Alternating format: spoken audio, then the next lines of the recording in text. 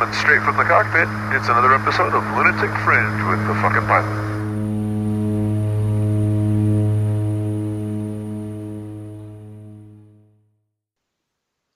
Ready, set, go. All right, back in the can for another edition of Lunatic Fringe Into the Void. In still some strange fucking times. And because they're as strange as they are, I had to have this guest back on again. Because, I mean, come on. I've been getting some amazing photographs from you lately, which is incredible. But you got to tell me, who the fuck are you and what do you do? What's up, Dean? It's Brian Casserly again from Puss Back Foot. again. What do I do? I just do weird shit, man. That's it. Lots of weird stuff. Dude, the fucking 4th of July picture, quite frankly, made my entire Independence Day. Well, it's all about freedom, isn't it? Right? That was, you gotta, first off, I'm not even going to describe it. I want you to describe this picture. Please tell me what I was seeing in that picture and what inspired that amazing shot. Well, I love short shorts, man. I got 3 daughters, so you got to embarrass them when their friends come over. So I've been wearing the silkies. And I don't know, they're maybe like 4 inches long. My balls dangle out the bottom. Yep. So basically what you had there was me, my America bandana, Yep. America silkies, and my old lady glasses. Yeah. It's so fucking epic. Well, and to truly paint the picture, you're also covered in tattoos. Yeah. with very stylish facial hair as well. So it really paints a true 4th of July America fuck yeah picture. Yeah, man. Facial hair, like we were saying, facial hair is you need it. Yeah. You need to have that lion's mane. So why For not sure. have something weird on your face just to make people happy? It was kind of funny because I was looking at the picture and giggling and laughing, and then it dawned on me that picture kind of probably sums up what non-jumpers think skydivers are like. That WUFOs would go, agree. Clearly this guy does something like jump out of airplanes. Well, absolutely. I don't know, though. I mean, all of us are quite fun characters, I would say. Yeah. In our own right, every single jumper. But I like to take it to a new level. Like, I have this whole thing I've been doing lately. COVID's been so horrible. And I just want to see people smile. So I've been just doing Facebook Marketplace ads, like all over the place, dressing up in strange outfits and just posting these things for sale. I did one that got thousands of hits and replies. I actually had to take it down for a bit. I put on my leopard print Speedo and went out and cleaned the pool with my mustache. And then I kept changing hats. And I think the caption was "Pool boy for hire. If you don't like my bottom, don't worry, I'll wear yours." And I come with an assortment of hats, and I'm extremely discreet. And I literally had like hundreds of people, thousands of likes, and hundreds of people hitting me up. And then I think it was like 7 ladies were literally trying to hire me to come to their house. And my wife's like, "Jesus, what have you done here? This is outrageous." I did another one where I dressed up like Waldo and said, "I'll come to your house for 16 hours and stand in the corner." It's fun for the whole family, especially little Johnny at 3 a.m. And that one did well. But yeah, I just keep posting this stuff, making people smile, and it's making me smile. Yeah, for sure. It's kind of funny because that makes me think of like all the comedians, the really famous comedians that do insanely crazy shit and then say, "God, I wonder what my kids are going to think when they see this." But they're fucking famous. So I wonder what our kids are going to think when it's just Dad's a fucking freak. Yeah, he's not famous. I'm not famous. Definitely not famous. I'm maybe infamous in my county, right? But that's about it. Actually, I was at a 4th of July party. Not a party, a gathering. Right. Of less than 50 people, and they told me on Saturday to be not too drunk, so I was on my best performance level for Sunday. Sure. And I put a show on, man, and I was sitting there, and people are like, "Oh, you're the guy from the ads." I'm like, "Yeah, that's." And my daughter's just like, "Jesus, this is terrible." And when I told him that I'm a religion teacher while I was prancing around in a leopard print Speedo next to the #1 NBA draft pick, Obi, wound up being there. I'll send you that picture in a little bit. He's like 9 feet tall. And he's like, "We need a picture together." But yeah, they were thinking it was pretty hysterical that I also teach religion. It was like a lot of spit wine after I brought that out. Yeah, no, and but then again, you're like me, and the shock value is almost the entire reason to do it. Now, Exactly. Now, in keeping with that theme, so let's talk about lots of tattoos. Lots of tattoos. Yes. What was the first one? Why'd you get it? What's your most outrageous one? I want to talk ink for a minute because that picture still just, full mammal toe American flag is just in my brain. America. Yeah, man. Wow, my first tattoo. I guess it's my last name across my back. Okay. Just in case I ever forgot it. Sure. Bradley from Sublime had it. I thought it was the coolest thing ever. I was like, 19 years old. I was like, I need that same tattoo. So instead of it saying Sublime, it says Casserly. Yeah. And that was it. And then I just got hooked, man. Shit, I don't even know where I started next. I think I did my feet. So on my left foot is an octopus, hence the Puss Foot thing. Right. Right foot, I got like a lot of nautical stuff. Cool. And then it moves up the leg, a couple of anchors. You got to have an anchor on your upper thigh if you're going to wear little shorts. Yeah. So I put that there. I actually have, I'm a little embarrassed of this one after finding out what, people are considering it now. Like the circle game. Yeah. Yeah, I got that on my leg, and now all of a sudden it's offensive. So it's like, do I cover it or do I leave it? It's right there. Right. I've had that one for a while. And then the belly. Actually, the big belly band. I did all my coach jumps with Jeffro Provenzano one day. Yeah. And the guy's just an animal, man. He just jumps, eats healthy food, gives you a Red Bull, and you keep jumping. So I was driving home, and I'm like, man, that was a really epic day. I'm gonna get a tattoo on my belly. I couldn't think of what to do, and I walked in. I'm like, I'm gonna die trying. So I just did that. He could have wrote. He could have wrote like, yeah, you're a little princess, and I would have left it because I had not eaten and I drank so many Red Bulls and my blood sugar was all off. So pain made me start drooling and I passed out on the table. That one was horrible. The Spartan in the middle of my chest, and then it says Hannibal ad Portus. Hannibal's at the gates. I heard that somewhere. I thought it was mad cool. And I got daughters, man, so I need to kind of have that look. Right. Like when that boy comes to the house and I take off my shirt, pull out the belly. Yeah. I want him to see that. I think maybe he's done time. I don't know. Yeah, for sure. But I'm only going to get to use that one day because then I'm going to be that cool, that cool father who doesn't care that they're dating. Right. But just a lot of tattoos. The whole chest is actually my family. So each shamrock is one of my daughters. Nice. And then the year I was born, and then I got a sailing boat or a ship on my. I don't know. There's just so much. Sure. And then, you're sugar skulls. Yeah, man, you are inked, proper inked. I mean, and I'm pretty heavily tattooed as well. But you've got a shitload of them. Oh yeah, which is cool. I got my favorite, my Peter Pan. Right. I like that one. Yep. How funny I is ain't that? never growing up. I mean, we've all got our favorite tattoos. I've certainly got the ones that I think are my favorites. I don't have any that I regret, although there's some of them I look at and go, yeah, that could have been done better. Yeah. So to that, I don't pay for tattoos. It's a whole long story. And I wound up going into the shop one day, and I was like, hey, how funny would it be if you gave me a Rolex crown on my dick? And he goes, let's do it. And I'm like, all right. He's like, you're going to go shave yourself. You're going to go do this. He gave me this pencil to mark the center line. Dude, it looks like my cock's wearing a fucking sideways crown. And but the best part was my wife's sitting there and I'm posting pictures and she goes, what fucking idiot would get a Rolex crown tattooed on their dick? And then she sees the Fly Easy tattoo off to the right side, and she goes, oh, my God, I'm getting calls. What are you doing? But, yeah, so that's a fun one. And, sometimes, early morning, come out and scratching away, and the girls will get a peep at the top of the crown. They're like, ew, Dad, put that away. Oh, yeah. Now, for everyone listening, I want you to always keep in mind that this is a Sunday school teacher. God bless you. Dude, that is still it just goes to show you cannot judge a book by its cover. You can't. Everyone, you got to have I have a couple of hats that I wear. Yeah. Like one on my penis to the one I wear in church. Sure.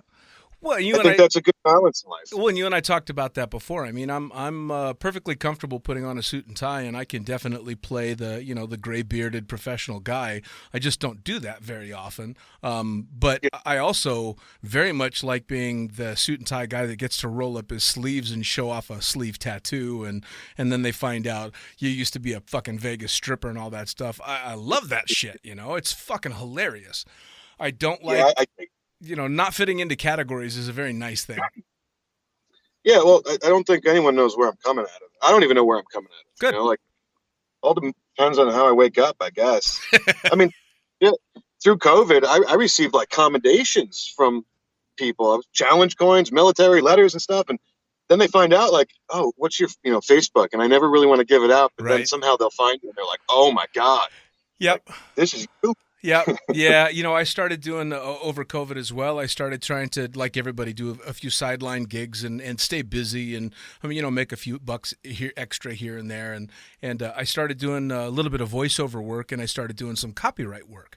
And with the copywriting work, I found it was really weird because people would be like, well, can you send us some of your previous work? And my answer was always, actually, no, I can't. Nothing that I've ever written professionally is anywhere suitable for, what you're looking for. So it's this, it's the same thing, well, do you have a link to your, but my link is the fucking pilot, that doesn't exactly suit in the real world. So it's weird, isn't it? It is, and it's funny because I just added food to Puss Foot. Through COVID, that's all we were doing was cooking. Right. And I love to cook. It's like one of my favorite things to do with the family and friends. And everyone's going to Puss Foot and reading these recipes, and I'm like, shit, they're looking at everything else too, and then finding out like, so it's been interesting. The comments we're getting, and then realizing it's UFO. And so, what's the food group on Facebook that you started? The Foodie OG. Yeah. Okay. So you put the Foodie OG up, and at first I saw it, and I didn't join it at first, and kept scrolling through, and every once in a while I'd see a post from it, and then I saw the post that made me join that group because it offended so many people, and I loved it, and that was the birth cake. Oh God. Holy shit! Yeah. People lost their fucking minds over that. I didn't post that. Just gonna say that. I was hoping that the foodie page. It's really just. I mean, that's for anybody. Right. I don't care what you're into. That's just a page for everyone to come and post their creations. But yeah, that was rough. Yeah, that was man. Real rough. Well, that's to anybody that hasn't seen it. First off, join the damn group because it's a really fun group. But this particular cake, I don't know if the person that posted it made it or just saw a picture, but it is a very graphic, frosting-laden representation of a birth. And it is a dirty birth. Yeah. Having been there for the birth of my child, I can say that it's a pretty fucking accurate representation of a birth. And people lost their shit. I think the only comment that I made was, holy shit, there's a lot of sensitive people on this thread. Not knowing now what I know is that it's not just a bunch of skydivers. Yeah, you got old ladies, you got churchgoers, you got everyone in there. And that's the thing, like, I can't stand these groups that you go and you join and you can't post what you want to post, whether it be a link or a cake like that. Right. I mean, it's foodie groups, so go and post whatever you want. I just made it no rules, no holds barred. Sure. It's been, well, 2 weeks, it's like almost 1,000 people. Which is awesome. It's funny because, I mean, I know that the whole politically correct revolution took over quite some time ago, and now there's a definite visible pushback to being politically correct. Like, you can see people are now actively going, something, fuck your sensitive soul, I'm going to say what I'm feeling.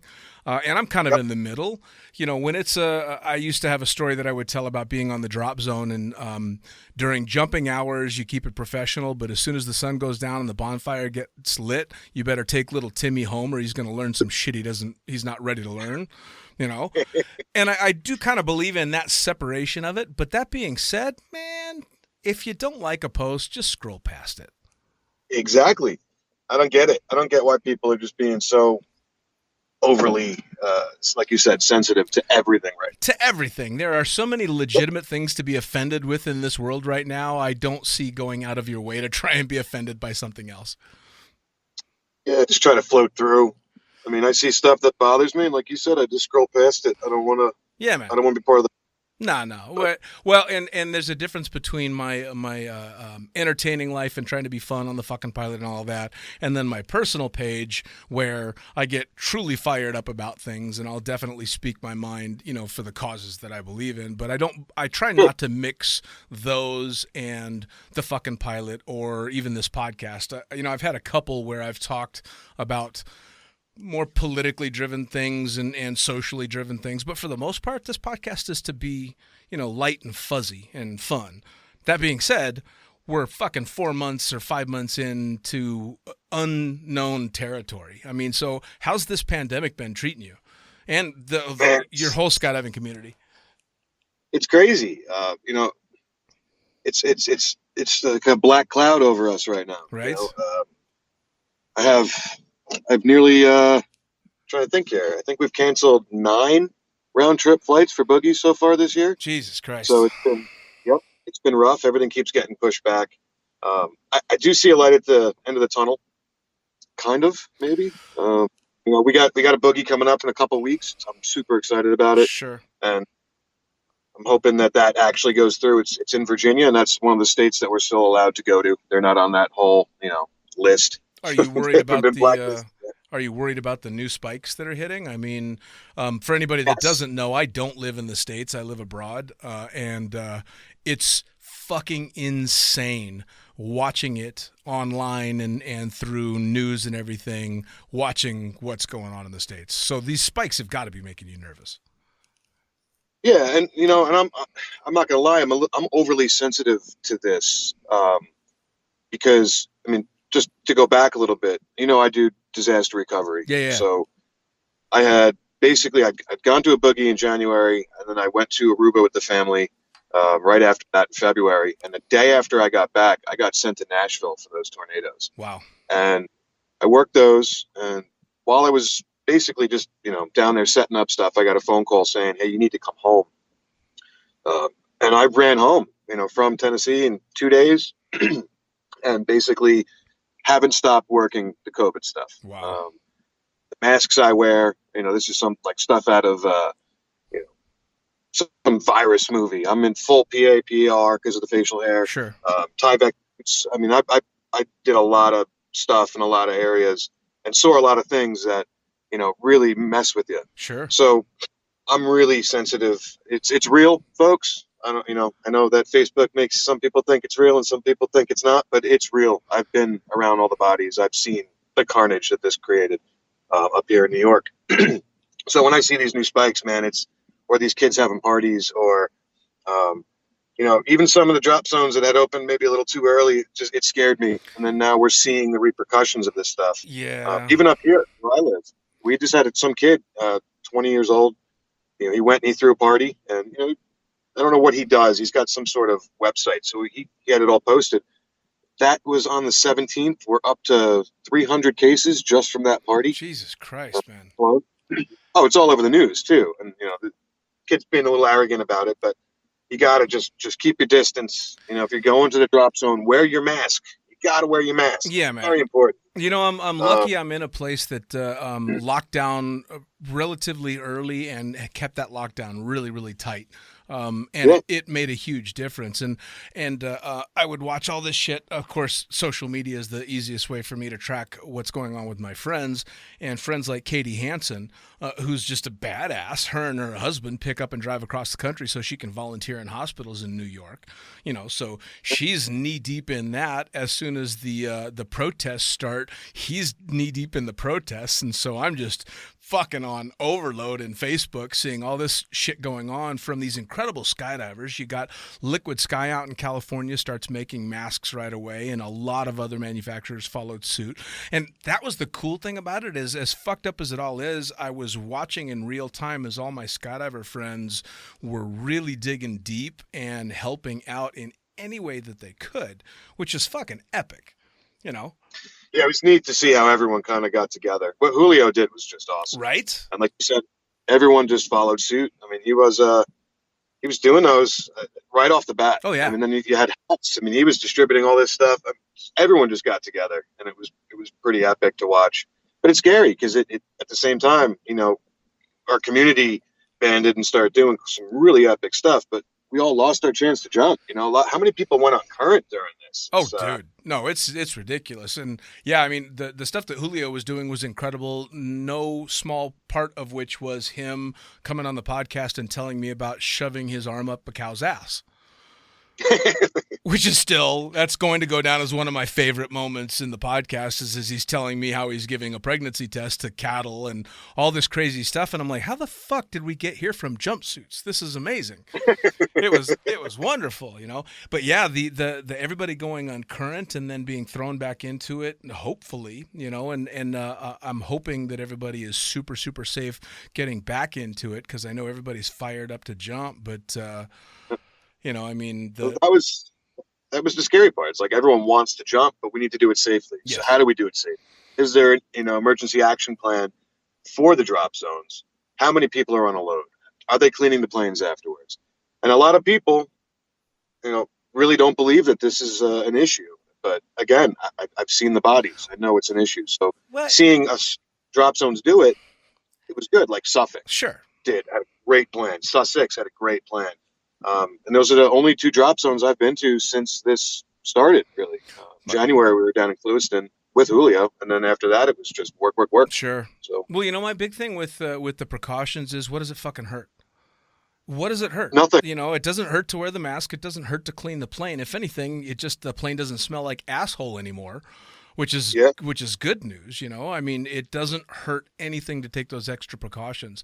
The one that worried me a little bit was the tunnels. A lot of tunnels I saw opening up a lot earlier than I thought was a good idea. 'Cause you're just talking about, I mean, it's recirculating air, for Christ's sakes, and come on. So I've kept Ryan out, and I'm going to keep her out, even though it might be hurting her a little bit right now. She's not going back until we know we have this under control. Right. It's just not worth the fucking risk. I mean, that's the thing, right? Skydivers are all about risk assessment and reducing risk as much as possible. So do that. Do that when this is involved as well. I mean, you wouldn't fucking, jump a way out of date reserve without checking everything out and all. You wouldn't do all the stupid things you can do in skydiving if you could avoid it. So, if you're going to do a gear check and you're going to play with your handles all the way to altitude, there's no reason why you can't also make sure your mask is on. Yes. That's it. Yeah. Yep.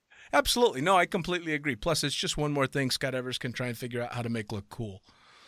They're just going to accessorize the fucking masks. I was jumping yesterday, and it's neat to see all these people with these really neat neck buffs now. Like, all sorts of new neck buffs out there. So, I mean, is it doing anything? I don't know. But at least it's the illusion of safety, and maybe that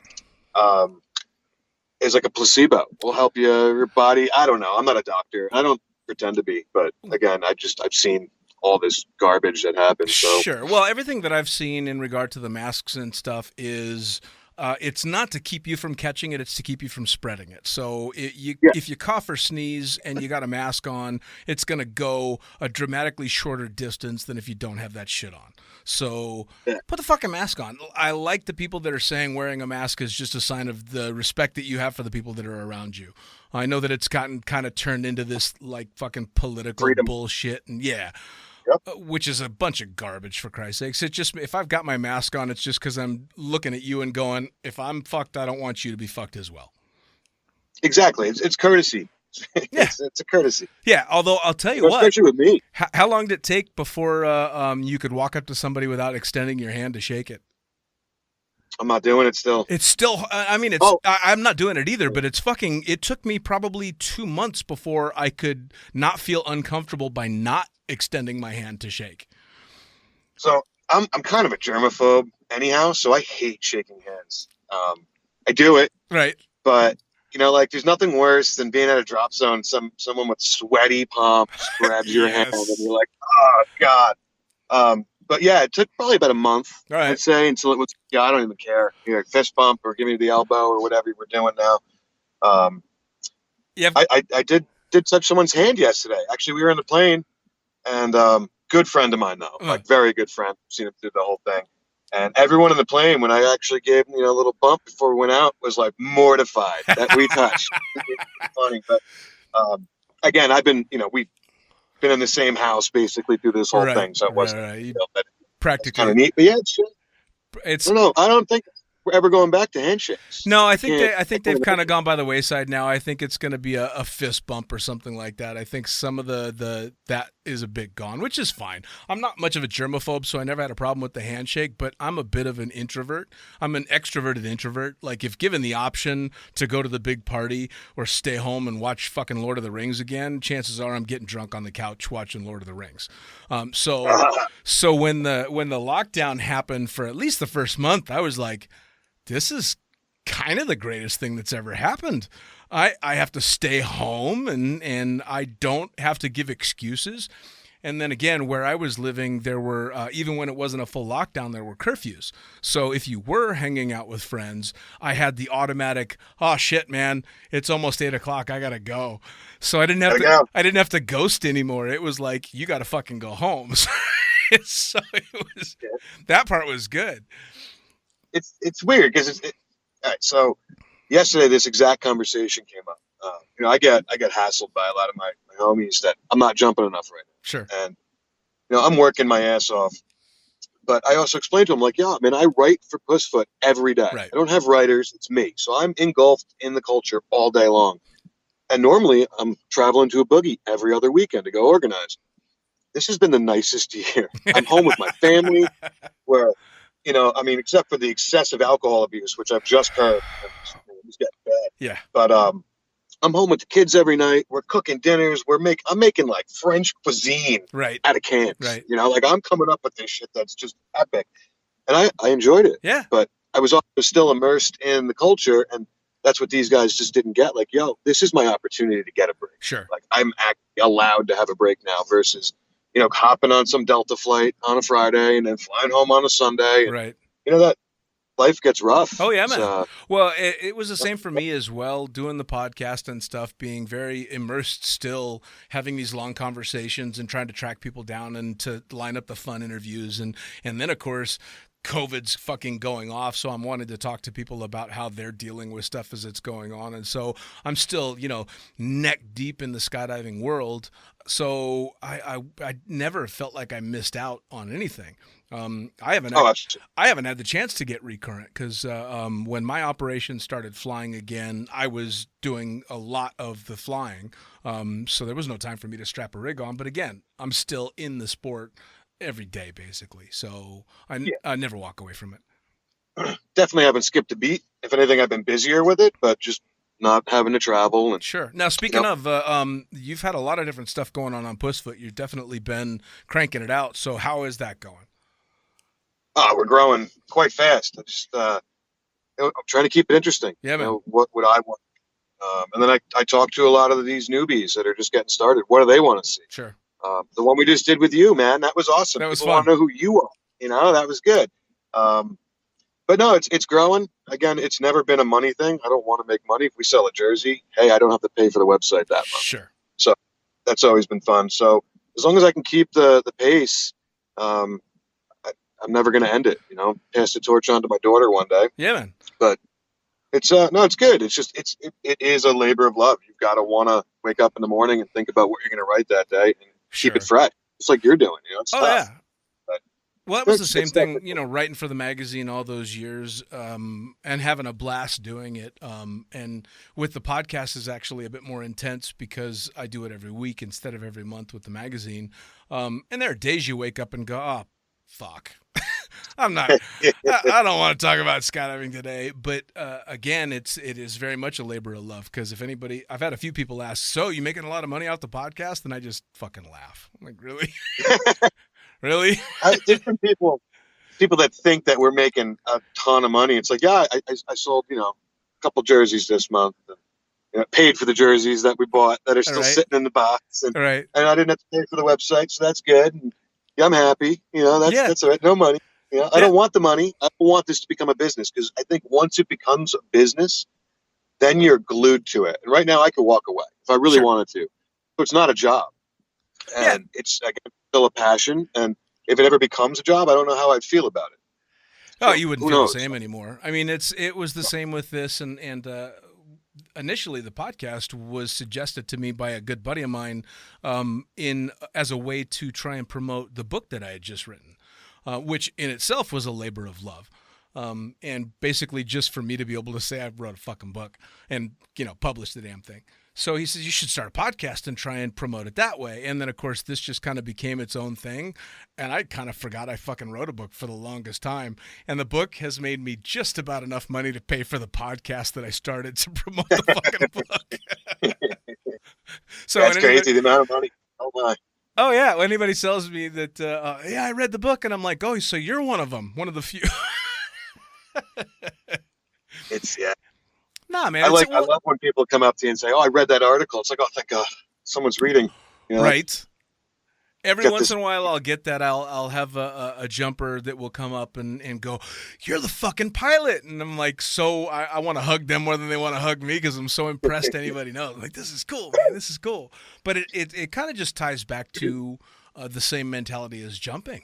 I mean, you have this drive to do something in this amazing community, and the podcast and the book and all the bullshit is kind of just a way to give back to the community that's given so much to me. And that exactly, man. That's when, like I said the first time, when I started Puss Foot was because I was a complete newbie and I couldn't find everything in one spot. You could go to Blue Sky and get some great stuff, or USPA and get some great stuff, and then go over to like the Drop Zone and get some stuff. And I was like, man, why not try to put this all in one spot? Right. For someone just like me that can go, oh, I can find this. So that's where the Drop Zone guides came in, and that's still, I love those. They take me hours and hours to put together. So no one complained about it. It's like 8 hours to write one. You got to go and find everything in the area and then get the links and, airports. And then you get the airport owners calling you, the manager of Atlanta International calling you. Just like, can you please add this? It's like, no, bro, look, you got enough. Your website's in there. And I don't monetize anything. So it's interesting when people start calling up wanting more. But yeah, I mean, just so you can go find everything. It was fun. And I don't really want to stop that until they're all in there. It's going to be, it's funny too, because nowadays, people aren't looking for the big names anymore. They're looking for these little, what do they call them? Micro influencers. People that have relatively small followings, but they're, really pushing to give these people, something big. I mean, this podcast doesn't have a huge following. It's got a decent following. I don't give a fuck if it gets huge, because the few people that I know that I talk to that listen to it are enjoying it, and that's all I care about. And I'm sure Puss Foot's the same. You're giving information to the people that want it. Exactly. Yeah. It was fucking awesome.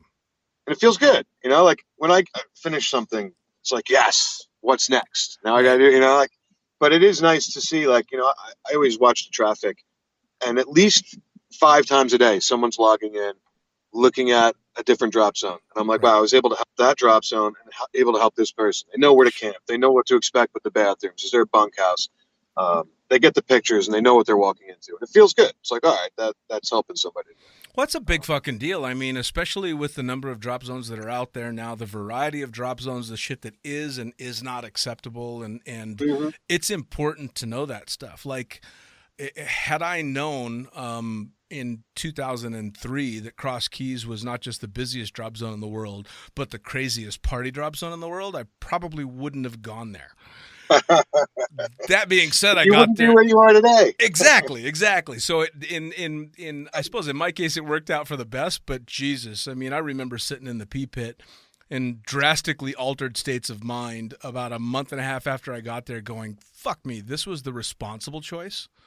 Like, I came here because this place was busy, and holy shit. So it's crazy, man. One left turn, change your whole life. Yeah, man. Yeah, one trip down Dahlia Avenue, and that was that. But it's cool that you're laying stuff like that. Now, when you're detailing different drop zones, are you getting into that kind of detail? Like, this drop zone's a mom and pop family kind of place, or this one's known for crazy weekends, or. So I do and I don't. I put it in the top, basically, in my little intro, very vaguely. And if someone has a question, I put it at the bottom. I'm trying to keep this as to the point as possible. Sure. The dogs, the bathrooms.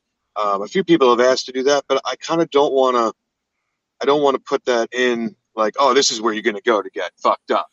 This is the spot, because I feel like, I don't know, that's maybe like bad business for the DZ. Could be, If yeah. the USPA is reading these, oh, this is the one we need to go watch. Right. I don't want that for them. So I vaguely put in like, oh, this is like a family feel. Don't have to watch your stuff, or hey, you never know who might be there. Right. So Right. keep an eye on your things, and don't forget to go to the fire pit is always a good Sure. one I'll put in. Like, hey, definitely stay. If I say stay on the drop zone, that means you're gonna want to be there. Right. See, like the responsible adult in me thinks that's the awesome way to do it, but the asshole that wants to just have fun thinks that at the top of every drop zone description there should be like a big fucking cock and a joint and just icons, like little so people could just I tell you, I will do that for you on the next one. Dude. I'll ask the DZ MRO, and I'll say, do you mind if I give you a rating on the top as to what the weekends are like? I'm not maybe I could do a big dildo. I could do a dildo and then color it in, like from medium to fully erect. There you go. Or you could do a 1 to 5 dildo drop zone. Like, this is only a half a dildo drop zone, so probably not going to get anything more than stimulating conversation. All the way up to a 5, which is you're not going to remember what happened, but everything's going to hurt in a good way. We could do this. I mean, that doesn't seem too difficult. And that's just that's the guy that just wants to be as incorrect politically as humanly possible. That's probably the time to do it. Why not rebel and just be like, hey, dude, the world we're in right now, it's so fucking relieving to hear people just do and say shit that might piss somebody off, but it's clearly meant in jest. And I just don't know where everybody lost their sense of humor. And I haven't seen it too much in skydiving, which is another reason I am so thankful to be as deep in the sport as I am, because I still feel like you can be yourself in this sport in a world where everybody is scared to be themselves, whatever they might be. Yeah.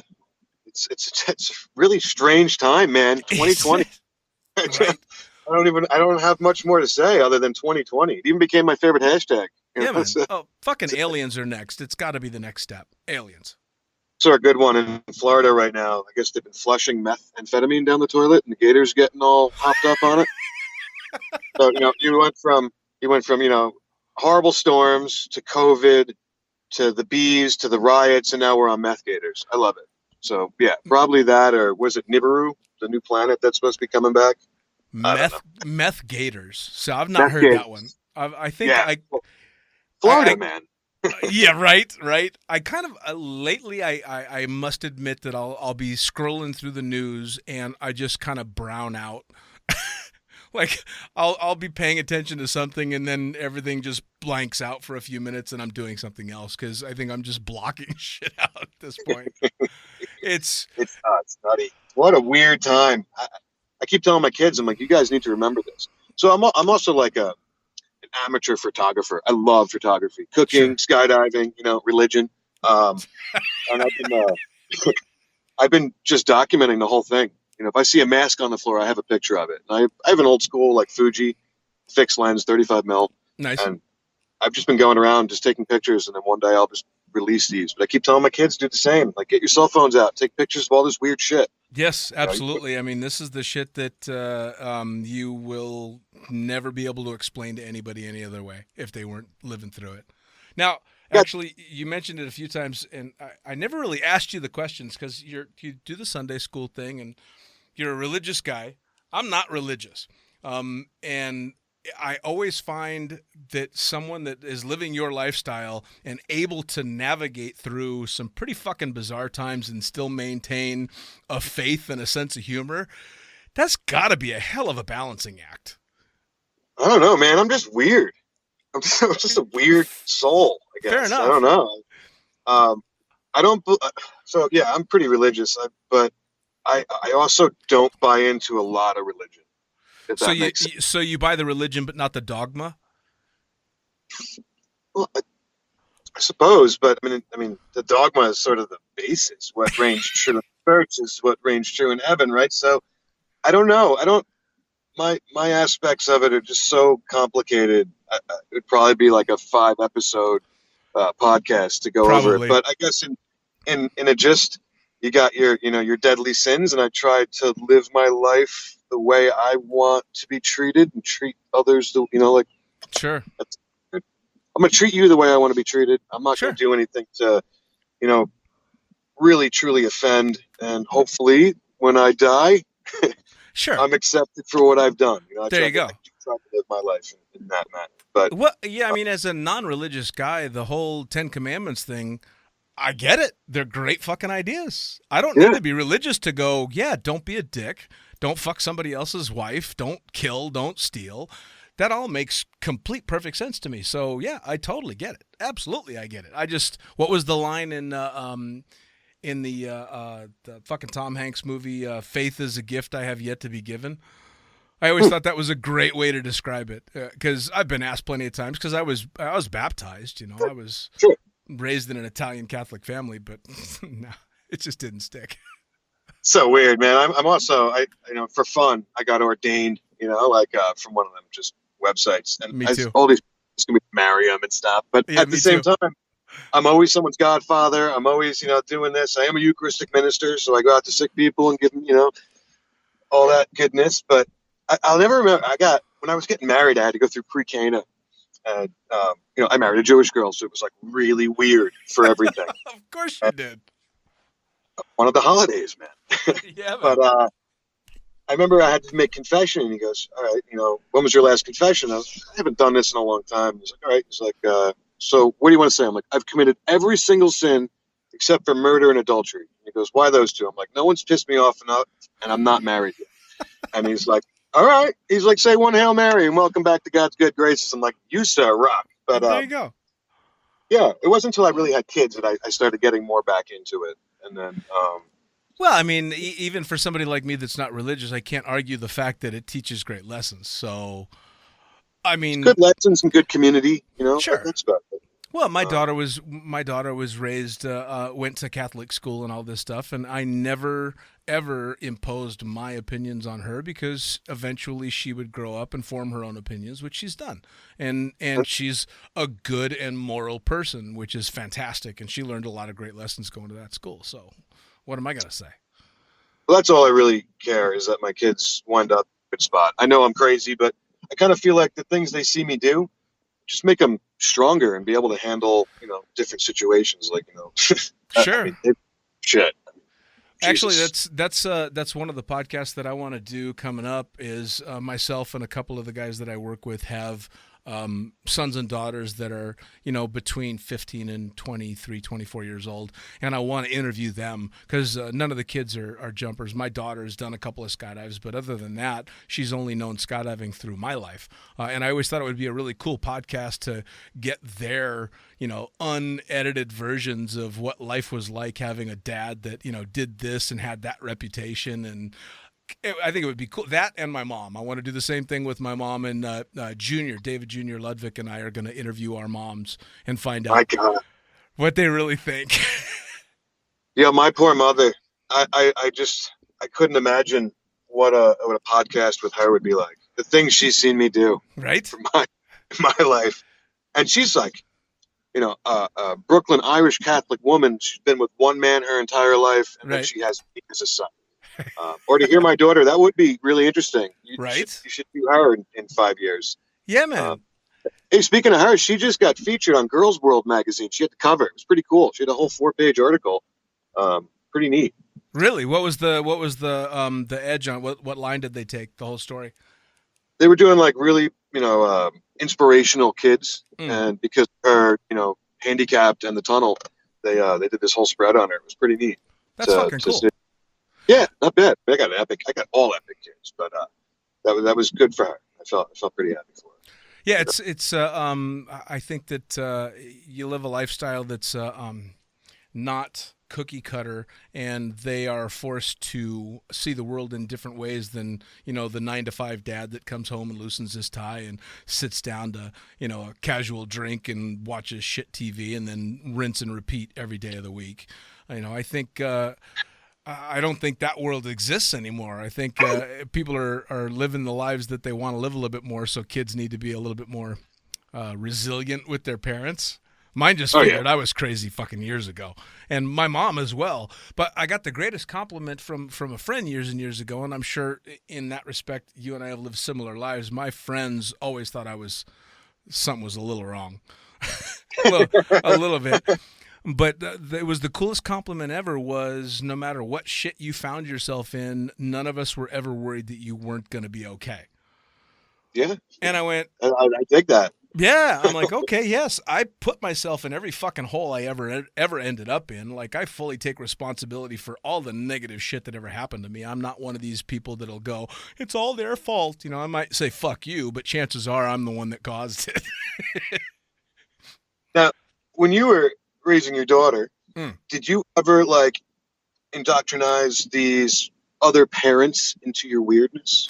No, especially because she was going to Catholic school. And I did the long distance dad thing for a long time. When her mother and I split up, I was a Vegas stripper and making good money at it. And when she and I split up, she actually didn't, we weren't going to split up. She wanted to move back home. For her, home was Ohio. And my response was, well, wait a second. You're about to have my child, and I'm qualified to maybe get a job at a gas station in Ohio. Or I can continue making a shitload of money as a stripper in Vegas. I think you kind of just guaranteed that I'm going to be a stripper for a long goddamn time. So I did the long distance thing. So when I would go back to spend time with my daughter, it was party time. Like, every time she saw me, she knew she was in for it. Like, I think she was probably 9 years old. And I picked her up in Ohio and flew to Florida and spent 2 weeks in Disney World. Nice. Yeah. Because Jesus. I'm going to spoil the shit out of her. And, of course, I had the huge argument with the ex because I would spoil Bailey really, really bad. And my response was, I don't get to see her enough for her to ever hear the word no from me. So we partied our asses off and had a whole lot of fun. But what that meant was that I was known to her friends and her friends' parents only through reputation. And that wasn't as the stripper. That was just his dad that worked in Vegas. Dad, the fun guy. Yeah. Yep. And she didn't understand who I really was until she hit her early teens. And then she was clued in on who Dad was. Yeah. So I'm the opposite. And it doesn't matter if they're church people or not. I bring them in and I show them right off the bat what they're dealing with. Yeah. And it's funny to watch these really square dudes or, women love it. Sure. Love it. I had one guy right off the bat, he just bought a boat. I didn't want my daughter on the boat. I said, he's never had a boat. He just bought a 50-foot, fly bridge. I'm like, he doesn't know how to drive it. He can't go. So, oh, can I please? So I call him and I'm talking to him. And right off the bat, just start giving him the weird, telling him that I'm fucking Ahab and I'll come skipper his boat in my Speedo. And he's like, gets nervous with the Speedo comments. And then they sent him a picture and he's like, oh. And then he sent him back. And now he's changing his profile picture. Yesterday, all these church people, basketball team, Catholic basketball team with the priest coach. I showed up in my silkies and then was in the Speedo. He got them all Facebooking me. Yo, we got to hang out. So I just like to bring the weird out right away. And if you like me, you like me. If you don't, I'm not going to prance around and pretend to be someone I'm not. So sure. My daughter's going over there. You got to know what you're dealing with on this end. It's worked out really well. Sure. Strange. I can't believe that these people still allow my kids over. But well, it's kind of funny because I'm definitely that way now. I wasn't back then with her because it was a long distance thing and because I wasn't there for them to see any more than that surface. So I didn't want my kid, especially at that young age, to get that hard a time. It's funny because as she got a little bit older, it was her that would tell her friends, Dad used to be a stripper in Vegas and jumps out of airplanes and parties all over the place. So it was weird because I kind of became a weird badge of honor for her because she got to say, yeah, your dad works at a bank, but my dad's fucking crazy. And it became this fun thing. It's funny how many of these parents actually go for tandems after they, I bet. Sometimes talking about skydiving too much, how do you know there's a pilot in the room? Obviously, he's going to land. Sure. But so I've learned to slow that down a little bit. But Right. once it comes out, because I think my wife's super stoked about everything that I do. And you got all these rich hedge fund guys where I live. And my daughter's on their yachts and stuff, and all of a sudden it's, oh, you skydive. Oh, and then they start talking about it. Now you're like, oh, now I got to talk about it all day. And then sure enough, the next day they're like, hey, let's get in the car and go. And yeah, man. the drop zones are happy because I keep sending them a ton of business. But well, it's funny. It's funny because you'll try and hold the whole skydiver thing back when you kind of get to that point where you're like, I don't want to spend all day talking about this, or I don't want to make this conversation about me. But as soon as they find out, they're all in about trying to find out about the sport and trying to find out what does it take to jump out of an airplane. And it's funny. Especially when I was like back jumping in Vegas or Cross Keys and living in a trailer, and you're sitting there talking to some guy that's making a fucking $1 million a year and has the so-called dream life, but he can't stop asking me questions about the shit that I do. And that's when you kind of get that realization that, oh, the world isn't the way I've been told it was, because that guy's rich and he's desperately looking for something that fulfills him, and I'm flat fucking broke living in a trailer, and I wouldn't change a goddamn thing. Nope. I wouldn't change an aspect of my life. I love it. And it is funny to watch these really wealthy people just wish they had what we have. Right. It's like, hey man, if I could do it any different, I didn't have kids, I'm in my van right now, but I'd be living in this thing next to a creek, and I'd be totally happy eating spam every day.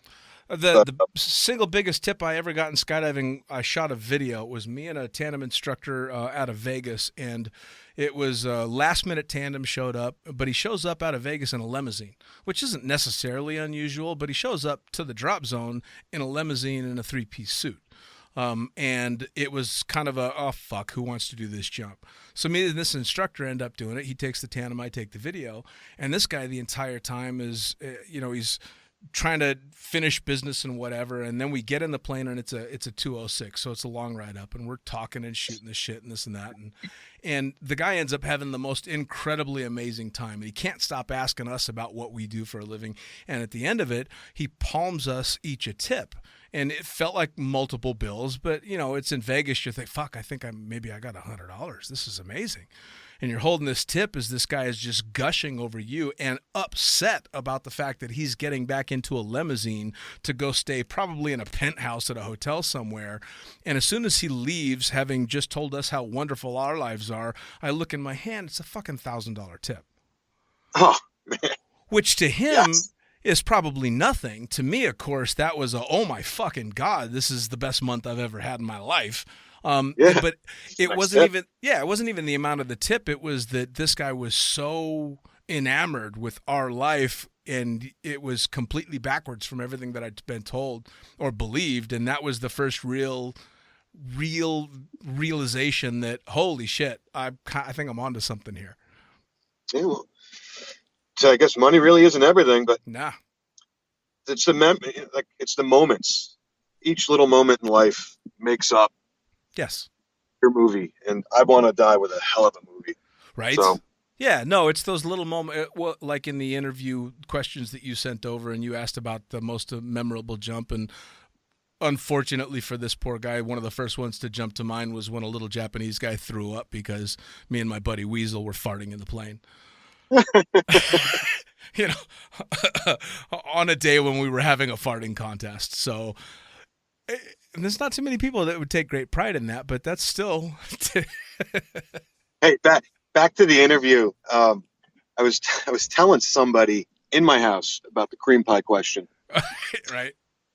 And then it was in my head, and we have the Little Debbie cream pies. So I told my youngest daughter, go get me a cream pie. And she had heard us giggling about it, and I guess she thought it was a funny word. And, dude, all weekend, all she's been doing is running around going, old lady cream pies? I'm making me turn red. Like, I'm turning red because my 9-year-old is running around the house going, old lady cream pie. And I'm like, no, it's a cookie, just a cookie. Instead of oatmeal, she's saying old lady. And because, Little Debbie looks like a young girl, I guess she says, as an old lady. We're at the barbecues, and she's going up to people, old lady cream pies? Daddy loves old lady cream pies. I'm like, oh, my God. I mean, to make me turn red. Ugh. That's But yeah, cream awesome. pies. Yeah. Yeah, that's what we're dealing with this week. Yeah. Well, that was funny because when you sent over the questions without really, you and I really didn't talk too much about the tone that you would want. You just sent over the questions, and I'm like, all right, well, he's getting me both barrels. And they were fucking hilarious questions. I really enjoyed a couple of those. Were just fucking fun. That cream pie one was specifically like, what did I say? Actions, not words. That's right. That's right. Yeah. I'm not afraid. No, hell no. Bring it on, motherfucker. Well, Exactly. that's just nobody's gonna play the who can be more offensive game with me without me putting up a fight. I'm keeping that one in all the interviews going forward. I loved it. You were the first. I'm like, I'm keeping it. Yeah. Yeah, I need to know how people feel about these old lady cream pies. It's those sideways fucking things. Well, and again, that's kind of where I've always one of the reasons I've always felt so at home in the sport and in the community is because you can be that guy, and everybody knows. Chances are he's just saying this shit for a laugh, but they're not quite sure. But it's still fucking funny, you know. And that's the most enjoyable part is you really do just kind of get to let your hair down and be yourself. Exactly. Yeah. So now, tell me one more time about the links. How do they find you on Puss Foot and all this shit, and the foodie group and all this? How do they keep track? All right. Yeah. So, wow, there's a lot of links, but pussfoot.com, pretty easy. pussfoot.com. That's the website. You can get links to recipes there. And if anyone has a recipe that they love and want to put up on there, just email me and we'll go through and actually write, or publish their recipe. That's super easy. Goes for you too, Dean. Awesome. Facebook is Pussfoot OG, same as Instagram. If you want to find me, just me, it's Pussfoot44. And then Facebook, Brian Casserly. Awesome. It's pretty easy. Now, on those, are you going to be listing the events that are hopefully going to be happening coming up? Are you listing cancellations of shit so people know what's going on?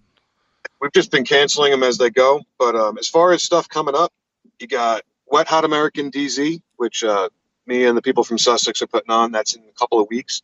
We have a foam pit out of an old military freaking hospital tent. I mean, there's going to be a lot of cool stuff at that one. And there's really not much going on. So if you guys want to get to a boogie, that's a state you can go to. Point Break down in coastal Carolina. That one's going to be absolutely epic. Last year was a first year boogie, and it was just, man, it had, TSK vibes to it because of how much partying was going on, but right. with, a small mom and pop drop zone calmness, I'll say. It was a good one. I would give that, I'd give that a 5 on the dildo scale. Nice. That's a lot of fun, that one. You got Birthday Boogie coming up in Georgia. That's in August. Burning Low Man, another first-year boogie last year.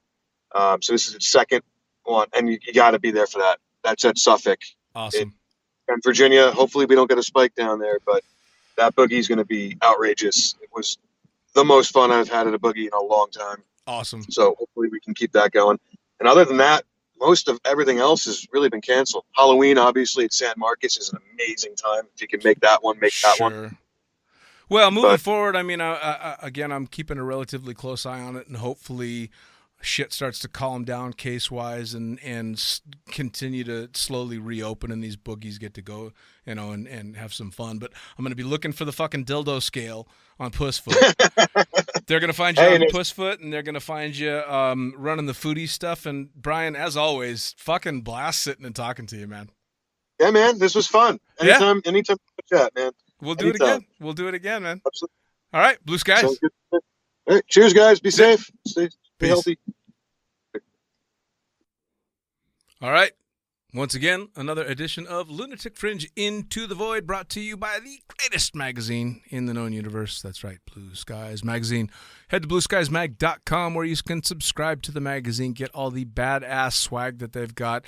And as always, I tell you, submit those photographs, submit those article ideas. We want to hear what you've got to say. We want to see that shit that you've been shooting.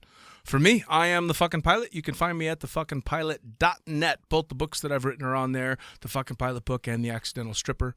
Both of them available in digital and print. And I'm almost done with the audio. almost done with the audio for the accidental stripper. Also brought to you by Liquid Sky. Come on. These guys are doing amazing shit. You heard us talk about them on the podcast. Get yourself a mask from Liquid Sky. Get yourself a badass jumpsuit as shit gets rolling again. As always, again, Lunatic Fringe, into the void.